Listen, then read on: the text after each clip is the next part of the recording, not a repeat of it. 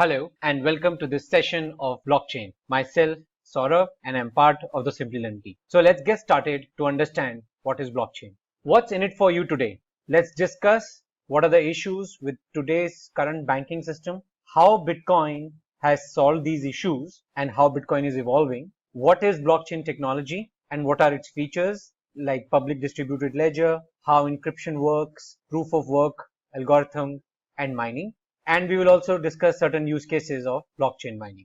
Now, what are the current set of issues in today's banking system? In order to do any transaction on a banking channel today, it costs a very high transaction fees. So suppose you want to do a transfer of money from your account to someone else's account through a banking channel, the bank might charge a fee for a $200 transaction up to $5, and the receiver will end up receiving $195, which in percentage terms is a very high percentage of transaction fee. Also, as of today, there's a lot of scenarios people end up doing double spending. For example, over here, the user has $800 in her account, but she ends up sending $1,000, $500 each to two users. Double spending is a unique problem where digital money is spent twice. So what does it tend to do is the user is able to make two purchases with the amount which is less than the purchase value. So in this scenario, the lady was able to buy a commodity worth more than $800, though she only had $800 in her account. Also, the banking systems are prone to hacking. Hackers attack financial institutions and gain unauthorized access to data. They can do transactions on your behalf which you are not aware of, or they can do the transfer of money to some illegitimate accounts. In 2017, the number of frauds in India through ATM cards and net banking totaled to 1,785,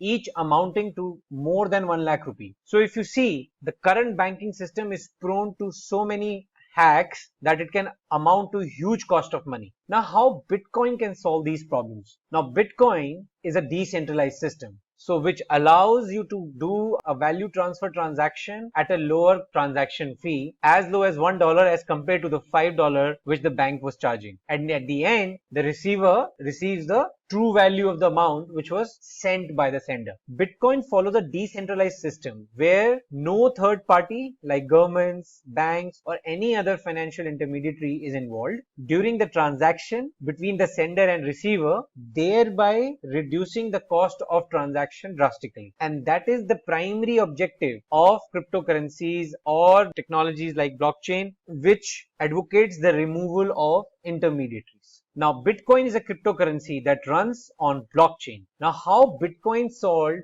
the problem of double spending? Double spending is avoided through the basic structure of blockchain, which involves verification of transactions. So in the previous example, as we saw, when the user transferred $500 to the first person, then she will not be able to transfer the another $500 based on the basic validation of the blockchain, and we will see how. So suppose you're trying to spend the same Bitcoin in a second transaction. After the first transaction has been confirmed, the second transaction will not get verified and thus become invalid. And this will happen because after the first transaction has been confirmed, your balance will be verified in the second transaction, your address identity will be validated, and if suppose you're trying to spend more than what the balance you have, the miners, the validators of the blockchain network will discard that particular transaction and will not add it to the main blockchain network.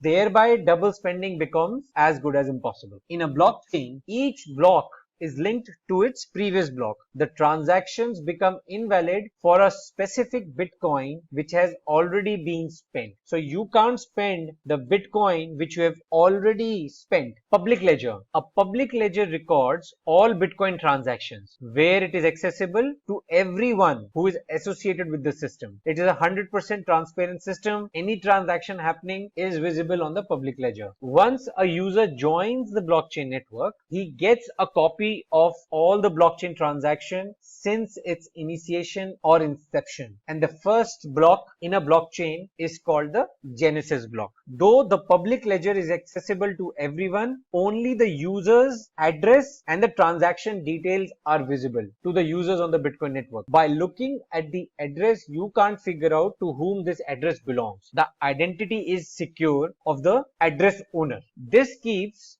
blockchain safe from data tampering. Each block on the blockchain is aware of who is its previous block, and this way the entire blockchain is created. Even if a hacker tries to hack one block, it would have to change the entire subsequent chain ahead of this block, which will require huge amount of computation power for the hacker in order to make the changes across all the blocks, which is next to impossible. Now, what is blockchain? Imagine two friends living far away and would like to transfer money using blockchain technology. Blockchain is a decentralized system of secure and trusted distributed databases. It's a distributed ledger which records and shares the transaction details across many nodes which are part of the network so that the data is not modified. So each and every transaction which happens on a blockchain network is distributed across all the nodes on the blockchain. Each and every participant has the same copy of the ledger, and it's an immutable ledger. Once a record or a transaction is registered, it cannot be modified.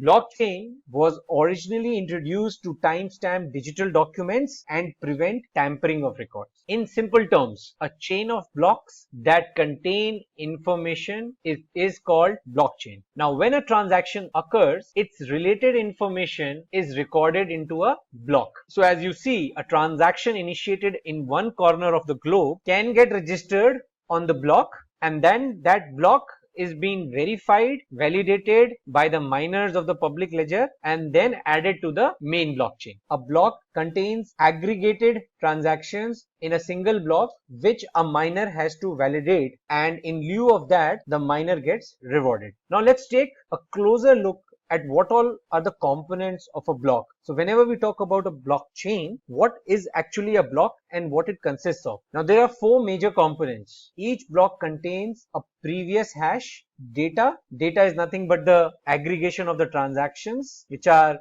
aggregated in the block, a nuance value, and the hash of the block itself. Now, what is previous hash? Previous hash is the attribute which is connecting a block to its previous block. So the previous hash attribute consists of the hash value of its previous block. Data, it consists the details of the sender's address, the receiver's address, and the transaction amount. So basically, there could be multiple transactions amongst multiple senders and receivers. So each block will consist n number of transactions, and each transaction will have a sender's address, a receiver address, and a transaction amount. Nonce, so basically the Bitcoin uses a proof of work algorithm, and in order to execute the algorithm, nonce is a random value used to vary the output of the hash value. So proof of work is the process of transaction verification done in blockchain. Hash is like a digital fingerprint. It is the fingerprint of the current block. Now, where it takes an input value of the previous hash, the data, and the nonce, and produces an output value of fixed length. So Bitcoin network uses SHA-256 hashing algorithm to generate a 256-bit length hash. And this is the output. It looks something like a hexadecimal value. Now, what are the features of blockchain? A blockchain is a decentralized public distributed ledger that is used to record transaction across many computers. So this is a sample transaction which you are seeing. These are a set of three transactions: A transferring money to B, B to C, and C to B. A distributed ledger is a database that is shared among all the users who are part of the blockchain network. The transactions are accessed and verified by users associated to the Bitcoin network, thereby making it less prone to cyber attack. It is actually enclosed within all the participants who are part of the network. Now let's take an example where these Bitcoin users are transferring money. So here we have example like Bella is trying to transfer money to John, John is trying to transfer money to Elsa, and Elsa is trying to transfer money to Jack. So these are the three transactions which are to be initiated. Now suppose these transactions were are being happening on a central ledger and it gets corrupted. So there is a chance of the data getting tampered. To solve this problem, a public distributed ledger plays a vital role. Now it ensures that users part of this cycle have a copy of the transaction details. Each user will have a copy of each transaction. Bella, John, Elsa, Jack, they all have the same ledger, and this is what is called as distributed ledger. Everyone is having the same copy. Now in case one of the users like Elsa misplaces her transaction detail, she can easily be corrected by the other participants because they have the golden copy, the correct copy. Or if either of them attempts to alter the record, the alternate transaction copies with the other users will negate the alteration, because they will see that amongst all the participants only one participant is having a different copy. They will negate the copy of the user and they will rectify it. Encryption. Blockchain eliminates unauthorized access by using cryptographic algorithm SHA-256 to ensure that the blocks are kept secure. So SHA-256 is the cryptographic algorithm which is used. Each user in the blockchain has their own keys. So any user which onboards a typical blockchain network is always provided with two sets of keys. One is private, one is public.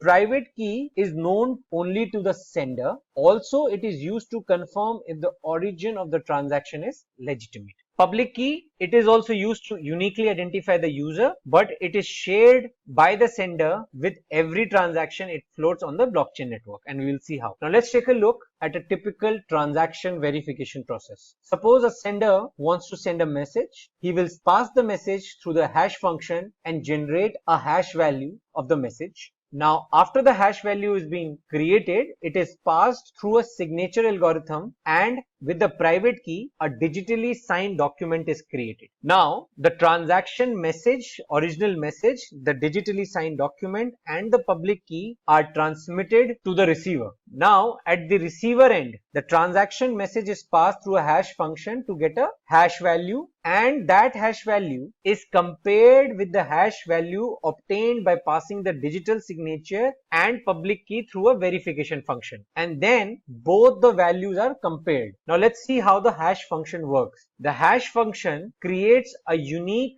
digital fingerprint of data. You pass the message through the hashing function and it generates a hash value. This hash value is called a digital print. It has a very unique property. Any hashing function is a one-way function. It cannot be reversed. You cannot decode the original value from the hashed value. It is a one-way encryption. So here are some examples. Whatever be the size of the input data, the hash value is always of 256-bit length. And we will take a look at the demo at the end of this session, where I'll show you how to generate a hash value using SHA-256. Now let's consider an example of Gmail using hashing algorithm. Whenever you are entering the username and password, that password is never directly persisted in any of the Gmail's database. It is persisted using hashing function. So once you have created your password, and again once you log in, your password is again passed to the hashing function and compared with the hash value persisted in the database, and once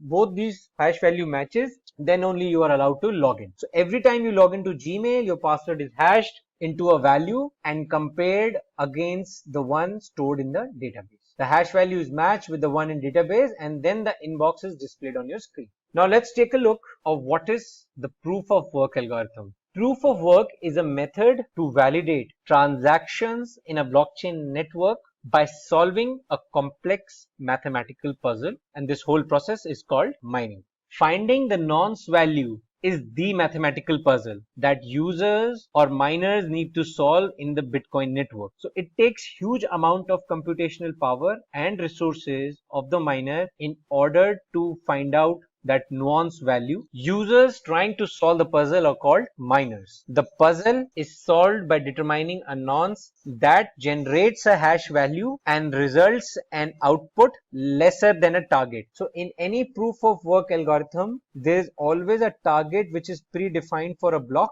The miner has to use the nonce in order to generate a hash which has to be less than the target. Miners verify transactions within a block and adds the block to the blockchain when they have confirmed and verified the transaction. With proof of work, miners compete against each other to solve the mathematical puzzle. The first miner who solves the puzzle is rewarded. And when a block is solved, the transactions contained in a block are also considered valid, and the bitcoins associated with the transactions then get deducted from the originator or the sender and moves to the receiver. Now let's see how proof of work works. So let's take a look at the block and its components. The previous block hash, it stores the hash value of the previous block of the blockchain. Data, it contains the list of all the transactions which have been aggregated in the block. Nonce is the random value which is used to generate a hash value less than the target, and hash is the digital signature of the block itself. The hash is generated using a hashing function called SHA-256. Now, using the nonce, when the hash is generated, if its output is less than the target, then the puzzle is deemed to be solved. The block is considered to be validated. If not, then the miner increments the nonce by value 1 and then again rehashes, generate a hash and goes through the cyclic process till the time it is not able to generate a hash less than the target. In blockchain, the target is adjusted every 2016 blocks, which is approximately every 14 days. The average time of block formation is 10 minutes, and the difficulty target of the puzzle increases or decreases depending on the time it takes to mine the blocks. So it is the inbuilt network which is generating the target for the puzzle to get solved, and it fluctuates the difficulty based on the time it takes to mine the block. Proof of work is hard to produce but very easy for miners to verify. So point to be noted here is, once the block is hashed, the remaining miners are supposed to validate the work which one miner has done, but they are not required to find the nonce again. So basically, the miner who is supposed to earn the Bitcoin has done the hard work, but the others miners on the network just have to verify his validation. In blockchain, when miners use their resources, time, money, electricity, etc., to validate a new transaction and record them on the public ledger, they are given a reward. Now that reward is in Bitcoins itself, which as of today stands at 12.5 Bitcoins. And to add, there is no other way that the Bitcoins can be generated in a Bitcoin network. It is only through mining. Now, the Bitcoin network internally halves the reward after every 21k blocks, which is approximately every 4 years. So now subsequently, whenever the time period will end, the mining reward will get reduced to 6.25 BTC. Now let's take a look at a demo. Now, as I said, this is a demo to showcase how to generate a SHA-256 hash using an input value. So whatever input I have, the hash which is generated, it is of 256 bytes. Even if I add a new value, it will again only generate a 256 bit length hash. Now let's take a look at a typical blockchain structure. We have a block over here which has one transaction added to it. Now this is orange in color because it has not been mined, and I can only add a subsequent block to it once it is mined. Now as this is the first block in this particular blockchain, the previous hash value of this block is all zeros, and it is called as a genesis block. Now as I have mined this block, the hash, which is the digital signature of this block itself, has been generated, and I can now add a block. Primary thing which to be noted over here is that the previous hash value of this new block is the hash value of the previous block. It has two transactions aggregated in it, and I can again mine it, and now the hash of this block has been generated. So this highlights the typical data structure of a blockchain and how blocks are linking themselves to each other. Now let's take a look of a typical transaction which happens over a blockchain. Now I want to send money from wallet 1 to wallet 2, and I want to send $1. There is a transaction fee of $0.1 associated with this transaction. Now as I have initiated the transaction, wallet 1 has been deducted as $1.1, and it is a pending transaction. This transaction is waiting to be mined, so I can choose any of the miners to do this transaction. The pending transaction is done, and now block 2, if you see, has been added. The previous hash value of this block is 00A9 is the hash value of block 1. Another thing to be noted, the value of the amount in wallet 2 has also got incremented by $1. Again, we can try another transaction, transferring $1 again from wallet 1 to wallet 3, and say from wallet 2 to wallet 3 I have done a transaction, it is pending, it can be mined, and block 3 has got added. Now, what are the key takeaways today? We learned what are the current issues in the banking system and how Bitcoin solve them, what is blockchain, features of blockchain, and a demo of the features which we have seen. I hope you had a great learning session, and I'll meet you in the next session. Thank you. Hi there, if you like this video, subscribe to the Simplilearn YouTube channel and click here to watch similar videos. To nerd up and get certified, click here.